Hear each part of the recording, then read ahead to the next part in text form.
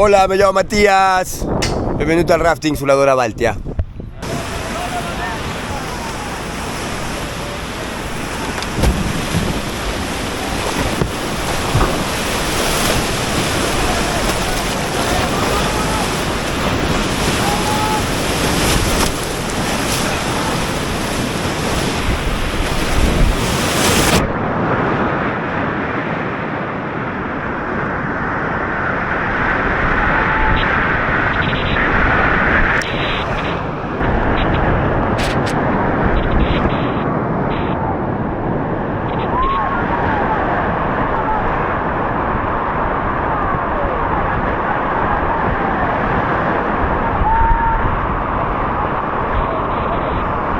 Nada, que pienso que el botón de arriba es mucho mejor, se siente más.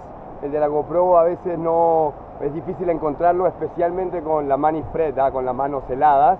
Es difícil encontrar el botón. Este se siente mucho mejor, es un poco duro. También lo que encuentro que es bueno es el sonido que hace al grabar, que también se escucha bien. Bueno, y eso. Grande, grande. E in questa prima prova sul rafting 3 vs 4 più o meno erano lì. Né crominanza né luminanza, non c'erano grosse differenze. Ma facciamo una prova in low light. Queste prove sono accorciate. Se volete vedere le prove complete, sotto in descrizione il link con le prove per esteso. Vediamo una prova con poca luce, vediamo se il sensore da 1 pollice serve. È partito, ci siamo, via, vai così, si vola, tutti insieme, tutti in alto, girate il volante a destra e a sinistra, inizia il gioco, via!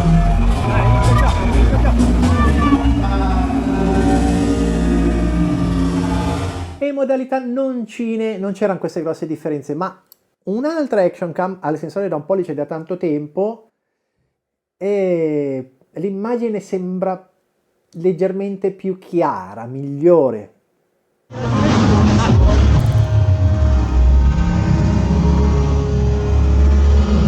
E invece in modalità cinematografica, quindi D-Cine versus D-Log M, la 4 col D-Log M ha un grosso vantaggio. Guardate le zone in penombra. Gira e spara, Girare il volante a destra e a sinistra, vai così, inizia il divertimento, buon viaggio! E benché la compensazione elettronica della Osmo Action 4 sia veramente fantastica, eppure in certe condizioni è meglio la stabilizzazione di una Action Cam Sony di qualche anno fa. Guardate che roba!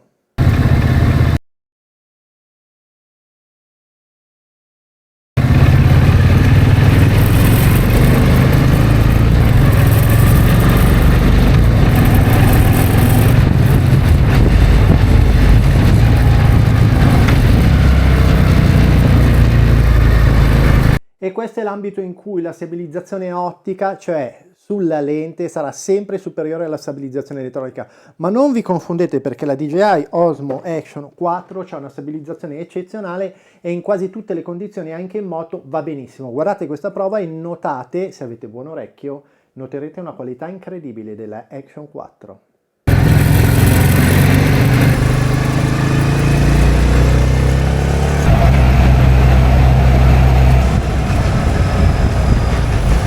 E devo dire che non ho mai sentito in moto un antivento così efficace fino a 70-80 all'ora. A termini di paragone, la media delle Action Cam registrerà un audio così a quella velocità.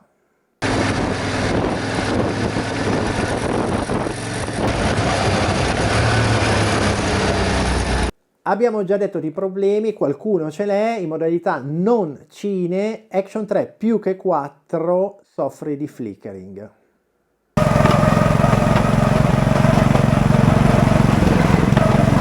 Invece se impostiamo la modalità EIS, quindi priorità alla stabilizzazione, tutte e due soffrono di flickering.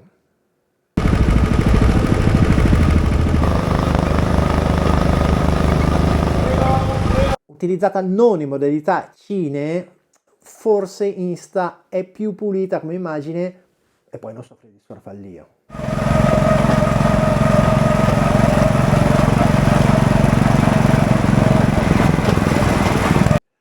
Nel precedente test in moto per le vibrazioni mi avevano deluso tutte e due, quindi ho voluto provarle su una Harley Davidson.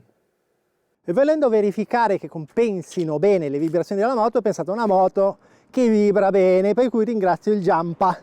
Grazie a te.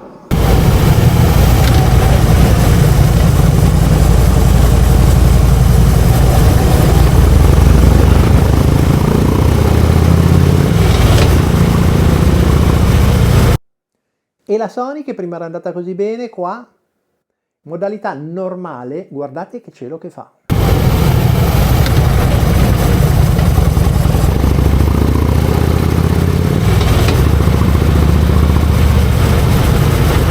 In condizioni normali non ho notato nessun tipo di problema, siccome la prova precedente era andata così male ho voluto fare una prova strumentale perché solo uno strumento riproduce sempre esattamente le stesse condizioni. Vediamo quindi se è meglio la 3 o la 4 per la stabilizzazione elettronica.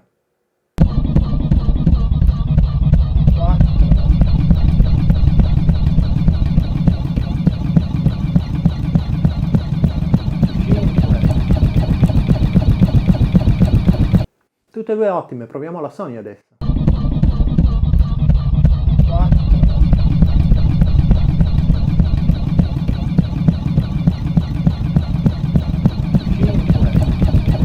La Sony va bene con la stabilizzazione ottica per bilanciare il micro jittering, quindi in queste condizioni ha fatto un po' meno bene. Il Rocksteady è di un altro pianeta e addirittura potrebbe essere fin troppo se volete dare l'impressione di una scena d'azione molto movimentata. Ma questo è il tema di un altro video. Eccomi qua con il solo preview dello schermino della Insta360 perché la DJI Action 3 e 4 in questo sono uguali, non hanno il preview quando dice High Definition. Va bene. Questo è il DevApp, volevo vedere la deformazione prospettica. Torno al sole sperando che non si surriscaldino perché è tutta la mattina che aspetto di registrare, quindi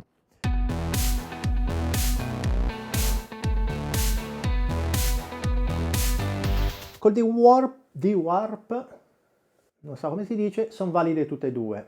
Wide angle,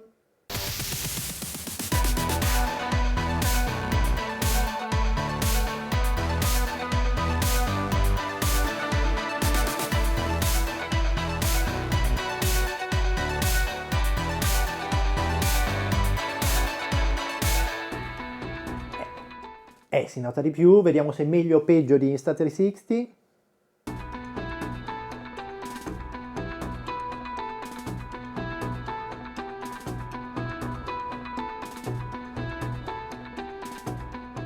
Pin cushion un pochino più evidente sulla Insta360, ma adesso vediamo lo zoom digitale, quindi la qualità d'immagine. Ribalteremo il risultato?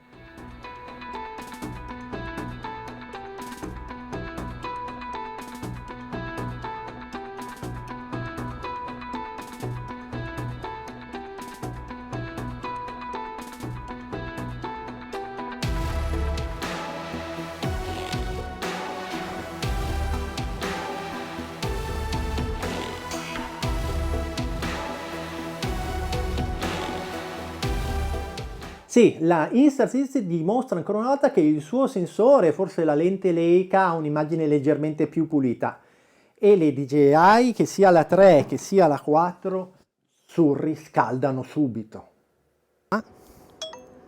Device overheated, unable to record. Stavo pensando, ma perché fanno tutte le custodiette nere, che il sole, non è che ci sia, c'è anche un po' di brezza, non è che ci sono 40 gradi. Si surriscalda tutto, tant'è che io ho anche l'iPad che non va più. Ma perché non le fanno che riflettono la luce che non si scaldano? Non lo so. Perché noi siamo stupidi e compriamo solo la roba figa che nera? Poi alla fine siamo al mare e non registriamo. Questa qua? No, questa qua registra. La 4 registra, quindi è la 3. Adesso vero che vai? Overheated. Ah no, eccola, anche la 4. Device overheated.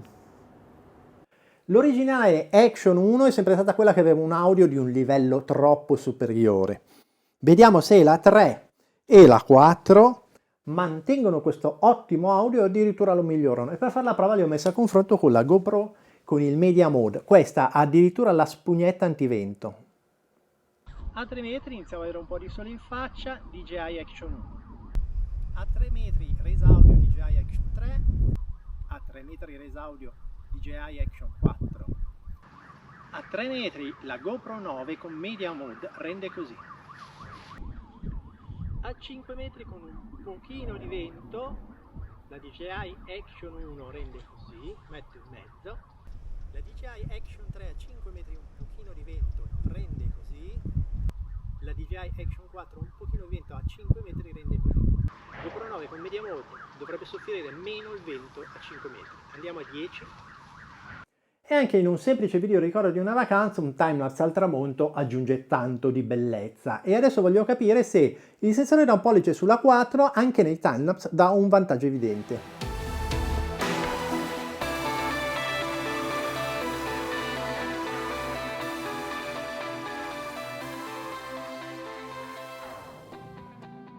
E purtroppo le immagini non erano stabili per una scelta DJI che non mi ha risposto, ha confermato, non vogliono stabilizzare le immagini di un timelapse perché si suppone che siano su un cavalletto le camere.